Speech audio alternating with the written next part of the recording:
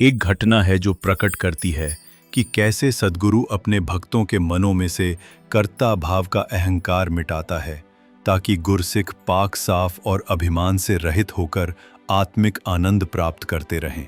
बात उन दिनों की है जब देश में सीमेंट राशन कार्डों पर मिलता था। सीमेंट का कंट्रोल होने के कारण प्रत्येक जरूरतमंद को लंबी लंबी कतारों में खड़ा होना पड़ता था।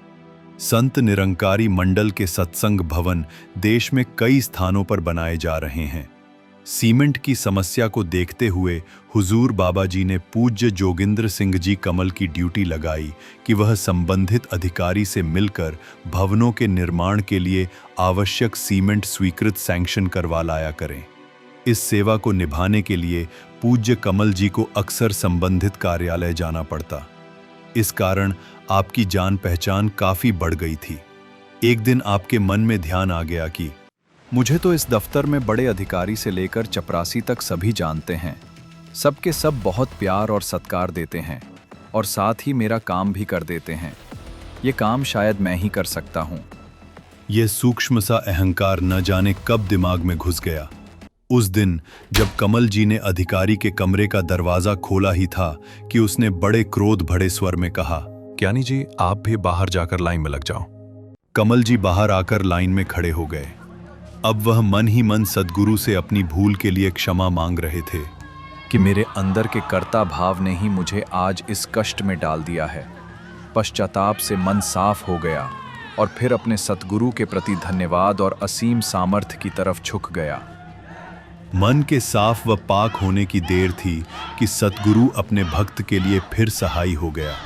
उसी अधिकारी ने जिसने पहले बाहर लाइन में खड़े होने का हुक्म दिया था, अपने चपरासी को भेजा और कहा, वह जो ज्ञानी जी सफेद पगड़ी वाले खड़े हैं उन्हें बुला लाओ। जब कमल जी कमरे में पहुंचे तो उस अधिकारी की आवाज और ढंग दोनों बदल चुके थे। उसने बड़े मुस्कुराते हुए कहा, ज्ञानी जी आप तो परोपकार व नेक कार्य के लिए आए हैं, किसी निजी काम के लिए नहीं। आपको धूप में खड़े होने की जरूरत नहीं। हक्म करो कितनी बोरियां चाहिए। कमल जी ने आवश्यकता अनुसार सीमेंट की सैंक्शन रसीद प्राप्त की, अधिकारी का धन्यवाद किया और कमरे से बाहर आ गए। साइकिल पर सवार कोठी की ओर बढ़ रहे थे, लेकिन दिल दिमाग सद्गुरु के चरणों से जुड़ा हुआ था, जिसने व्यर्थ की परेशानियों से बचा लिया। निरंकारी कोठी पहुंचते ही हुजूर बाबा जी आपसे मिले। जब आपने नमस्कार की तो हुजूर फरमाने लगे, कमल जी अब तो आपकी इस दफ्तर में काफी जान पहचान हो गई होगी, काम जल्दी ही हो जाता होगा। कमल जी ने एकदम चरणों पर शीश रखा और प्रार्थना की, सच्चे पातशाह, मेरी पहचान और औकात ने तो आज कमरे से बाहर निकाल कर धूप में खड़ा कर दिया था, परंतु आपके नाम की पहचान ने काम तुरंत करवा दिया। आप जी दया करो, हमारे मनों में गलत ख्याल कभी पैदा ही ना हो।